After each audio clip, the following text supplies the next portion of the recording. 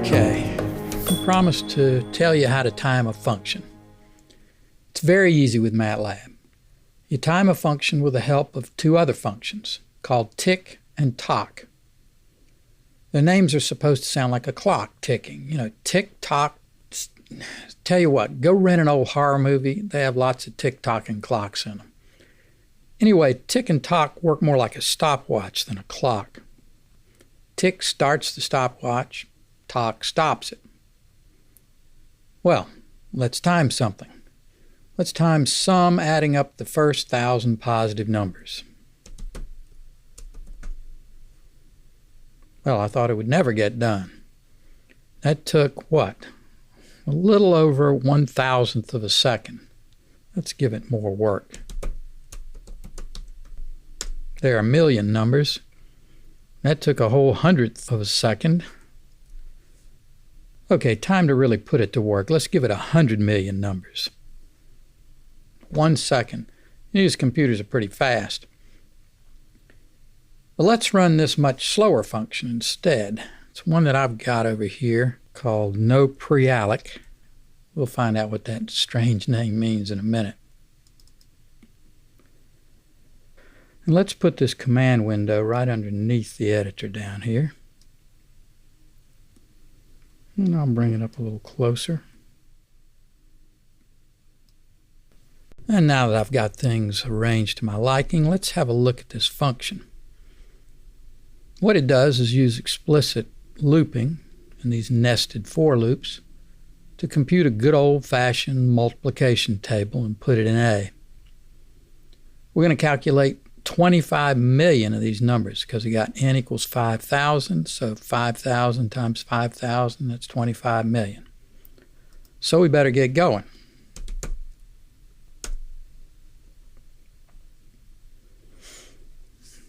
Well, okay, yeah, this is taking a long time, so sorry about that. It's kind of boring. Tell you what, maybe this is a good time for a joke. All right. Did you hear about the guy they asked how he felt about death? He says, you know, I'm not really afraid of dying. I just want to die peacefully in my sleep like my grandfather, instead of screaming in terror like his passengers. Okay, as the laughter dies down, function still seems to be working away. Here's one of these times where you start wondering, okay, 46.86 seconds. That's a pretty long time, but you know, we did a lot of work there. 25 million calculations. Yeah, we did a lot of work here, but on a modern computer, 25 million calculations should go a lot faster than that. Here's a faster version of the same function called prealloc with just a single extra line added right here. Here we've created a matrix A by calling the function zeros and made it a 5,000 by 5,000 matrix. How can this help? We're still going to do the same 25 million calculations, and then all those zeros will be written over. It seems like we're wasting time, and we're going to make an already long function take even longer. And I don't have another joke ready. But let's get comfortable and start it running.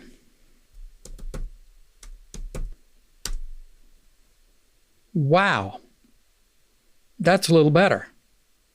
0.596 seconds. That's how many times faster? Let's calculate that. 78 times faster. How can this be?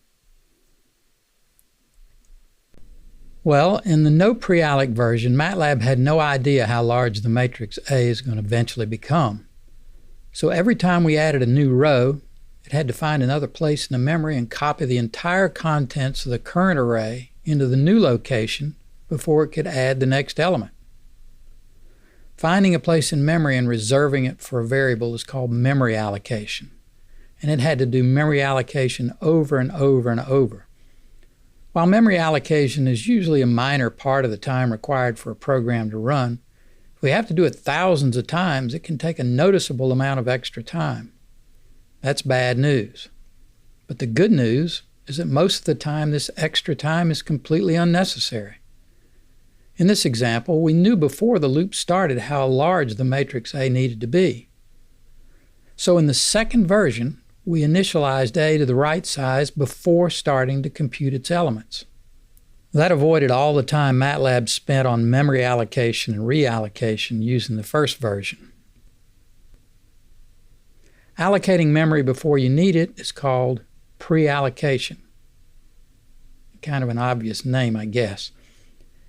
The way you do it is call a function. We use the function zeros, whose arguments tell it the dimensions of the array to allocate. It'll allocate the space and put zeros into every element. There's another function like it named ones. Let's just say I won't insult your intelligence by telling you what that function does. But at the risk of a tiny insult, I'll give you this advice. Preallocate every time you use a large array whose dimensions you know. And guess what? MATLAB gives you that same advice. It's easy to miss. Let's look back at this no preallocate function. The advice is right there. If you look very closely, you'll see a little red squiggle right here under this A. And if you hover the mouse over the A, you see a little hint pop up. First one says the value assigned to variable A might be unused. Okay. The second one says the variable A appears to change size on every loop iteration. Consider preallocating for speed. The textbook has a more detailed explanation about why this version without preallocation is so much slower than the other version. And it gives you a simple trick for speeding things up when you can't preallocate by simply changing the order in which you nest your loops. Well, that's about it for Lesson 6. But we'll leave you with this parting thought.